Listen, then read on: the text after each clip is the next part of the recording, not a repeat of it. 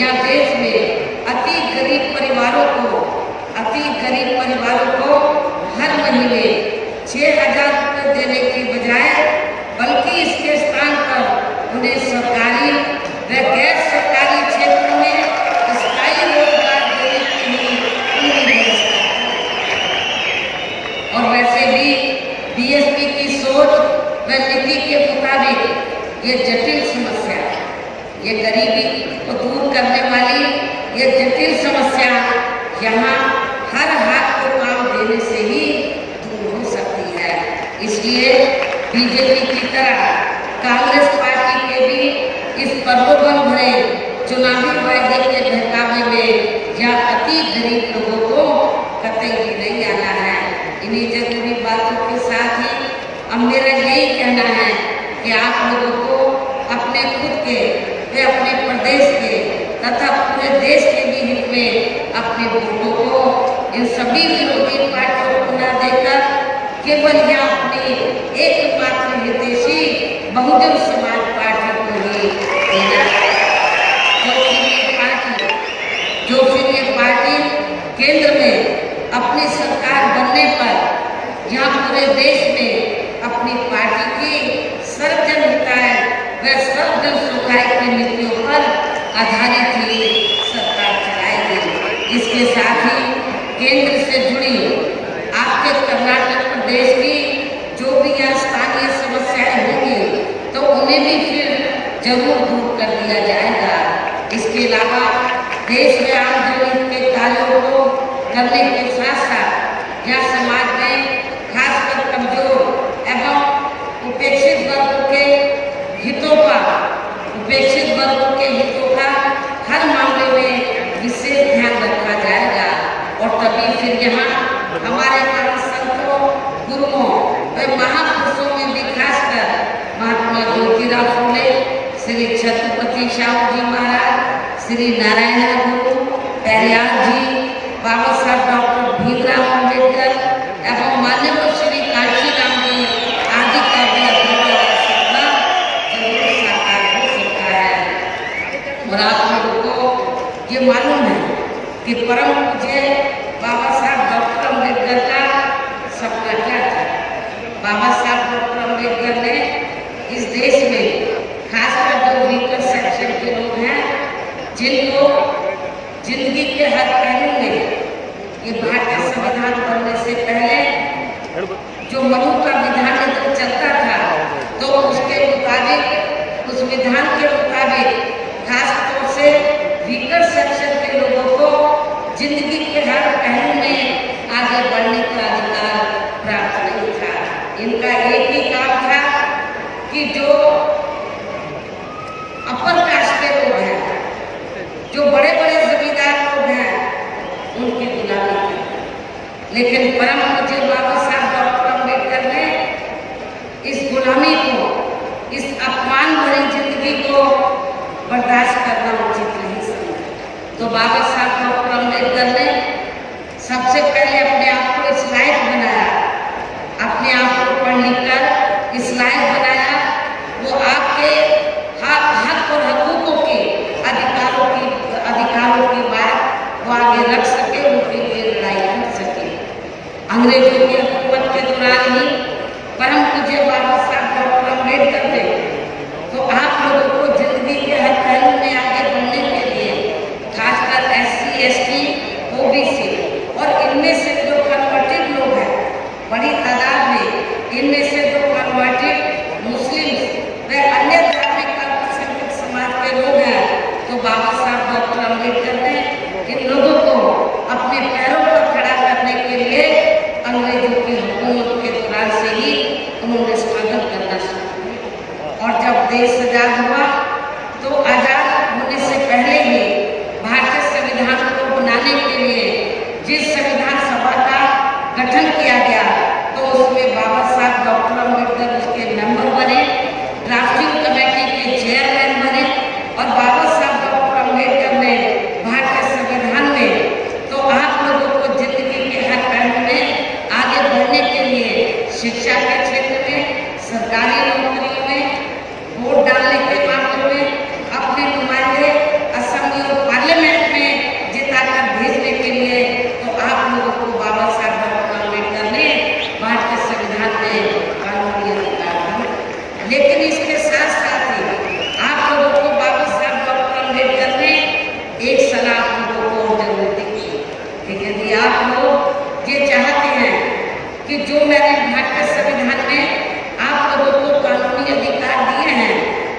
आप लोग इन कानूनी अधिकारों का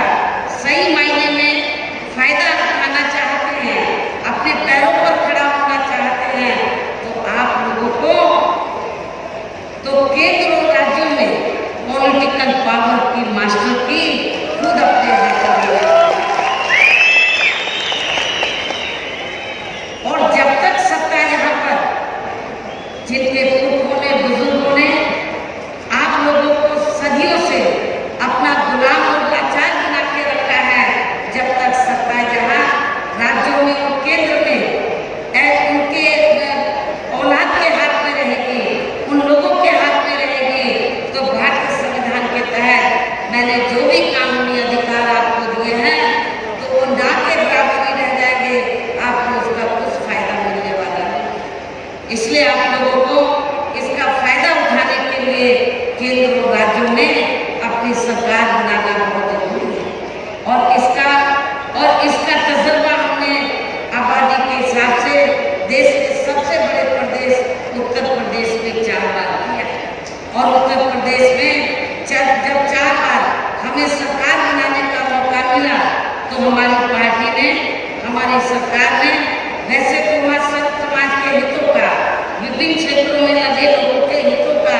हर मामले में, हर स्तर पर पूरा ध्यान दिया था, लेकिन सभी मामलों में प्राथमिकता पहले हमने उन दबे कुचले लोगों को दी थी, वीकर सेक्शन के लोगों को दी थी, जिनकी पूर्व की सत्ताओं में उनकी जातिवादी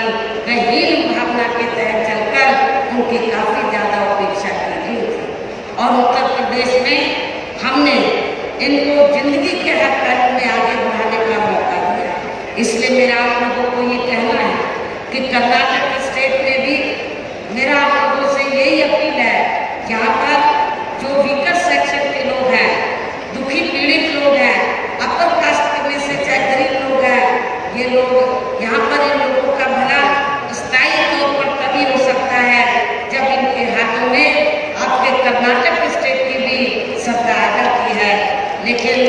अभी समय देश में लोकसभा के लिए आप चुनाव हो रहे हैं, और आप लोगों की लंबे अरसे से आप लोगों की ये दिली तमन्ना रही है कि हमारी पार्टी को सेंटर में भी जरूर जाना चाहिए, हमारी पार्टी को केंद्र की राजनीतिक सत्ता की मास्टर चाबी भी अपने हाथों में जरूर लेनी चाहिए। मुझे ऐसा लगता है कि अब धीरे धीरे वो वक्त सामने आता जा रहा है कि अब आप लोग केंद्र की सत्ता की तरफ आगे बढ़ने के लिए कदम उठाते हुए हमें नजर आ रहे हैं, और मैं आप लोगों को ये बताना चाहती हूँ कि उत्तर प्रदेश में वह हमारा उत्तर प्रदेश में ही 80 लोकसभा की सीटें हैं, और मुझे ऐसा लगता है कि इनका सफाया हो जाएगा, और तभी आप लोग अपने पैरों पे खड़ा हो सकते हैं, और हमारे महान संतों, गुरुओं और महापुरुषों का भी जो अधूरा सपना है वो जरूर साकार हो सकता है। और माननीय श्री कांशीराम जी ने भी जो अपनी पूरी जिंदगी आप लोगों को केंद्र और राज्यों में सत्ता तक पहुंचाने के लिए जो उन्होंने योजनाबद्ध तरीके से अपनी जिंदगी लगाई है, अब वो तो हमारे बीच में नहीं रही है, लेकिन मैं समझती हूँ कि यदि आप लोग बाबा साहब डॉक्टर अम्बेडकर, माननीय श्री कांशीराम जी के जो उनका सपना था कि पॉलिटिकल पावर की मास्टर आप लोगों के हाथ में आए, यदि सपना पूरा हो जाता है तो उनके जीवन के बाद मैं समझती हूँ इन दोनों महापुरुषों के प्रति आपकी यही सच्ची श्रद्धांजलि भी हो, उनके प्रति सम्मान भी हो, ये मेरी आप लोगों से पुरजोर अपील भी है। आप लोग वैसे तो अपने महान संतों, गुरुओं और महापुरुषों को बहुत आदर सम्मान देते हैं, श्रद्धा देते हैं, और कर्नाटक स्टेट में खास तौर से ये आपका मैसूर के आसपास का जो इलाका है, तो बीएसपी की मूवमेंट के मामले में काफी ज्यादा आगे निकल चुका है, और अभी जब यहाँ पर लोकसभा चुनाव से पहले तो यहाँ पर असेंबली के चुनाव हुए, तो आप लोगों ने तो श्री महेश को भी यहाँ से विधायक बनाया, आप लोगों को हमने मंत्री भी बनाया, मुझे ये पूरा भरोसा है कि यदि यहाँ से इस लोकसभा के आम चुनाव में आप लोग अच्छा रिजल्ट दिखा देते हैं तो आगे आने वाले असेंबली के चुनाव में, आगे आने वाले आपके कर्नाटक स्टेट में असेंबली के चुनाव में फिर बहुजन समाज पार्टी जहाँ बैलेंस ऑफ पावर बन के तो कर्नाटक स्टेट का मुखिया भी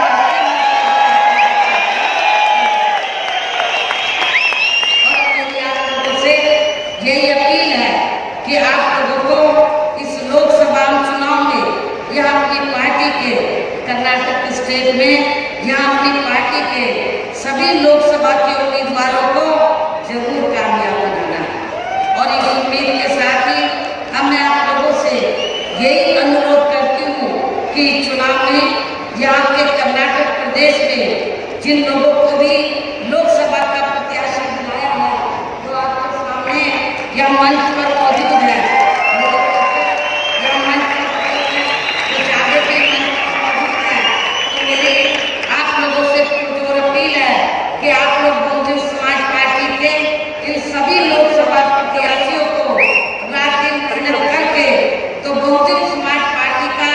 जो चुनाव चिन्ह हाथी है, हाथी चुनाव चिन्ह के सामने वाले बटन को दबाकर इनको जरूर कामयाब बनाना है। वैसे तो आप लोगों ने तो अपने सांस्कृतिक प्रोग्राम के माध्यम से हाथी की चिंगारी और दहाड़ आप लोगों को दिखाई है, गाने के माध्यम से, संगीत के माध्यम से, लेकिन अब आप लोगों को इस हाथी की दहाड़ और जो इसकी चिंगारी है तो आप लोगों को इस दहाड़ को तो अपने कुछ अपनी पार्टी के जहाँ से कुछ एमपी जिताकर भेजकर इसको जमीनी हकीकत में भी आप लोगों को बदलना होगा। ऐसी मेरी आप लोगों से अपील है। हालांकि आपके कर्नाटक स्टेट में बीएसपी के उम्मीदवारों को जिताने के लिए और यहाँ पर पार्टी का जनाधार भी बढ़ाने के लिए हमने सेंटर से श्री अशोक सिद्धारथ को यहाँ पर भेजा हुआ है जो राज्यसभा के सदस्य हैं। इनके साथ साथ श्री अहमद तोमर को भी यहाँ पर भेजा हुआ है। ये भी उत्तर प्रदेश में वहाँ पर एमएलसी रहे हैं, गवर्नमेंट सर्वेंट थे, नौकरी छोड़कर ये राजनीति में आए। तो मेरा आप लोगों से ये पुरजोर अपील है कि ये दोनों लोग कोई आपके यहाँ से, आपके कर्नाटक स्टेट से ये कोई चुनाव लड़ने के लिए नहीं आए हैं, बल्कि यहाँ पर बहुजन समाज पार्टी के जनाधार को बढ़ाने में आपकी मदद करने के लिए आए हैं ताकि आप लोग पार्लियामेंट असेंबली के चुनाव में अपने ज़्यादा से ज़्यादा नुमाइंदे यहाँ से जिता कर भेज सके। अब मैं आप लोगों का और ज़्यादा समय न लेते हुए जो भी मैंने आप लोगों के सामने अपनी बातें रखी हैं उन सभी बातों पर अमल करते हुए मेरे आप लोगों से ये पुनः ये अनुरोध है कि बहुजन समाज पार्टी के इन सभी लोकसभा प्रत्याशियों को बीएसपी का जो चुनाव चिन्ह हाथी है, हाथी चुनाव चिन्ह के सामने वाले बटन को दबाकर इनको जरूर कामयाब बनाना है, इनको पार्लियामेंट के अंदर जरूर जिताकर भेजना है। इस खास अपील के साथ ही अब मैं अपनी बात यही समाप्त करते हुए आप लोगों से रजा लेती हूँ। जय भीम, जय भारत।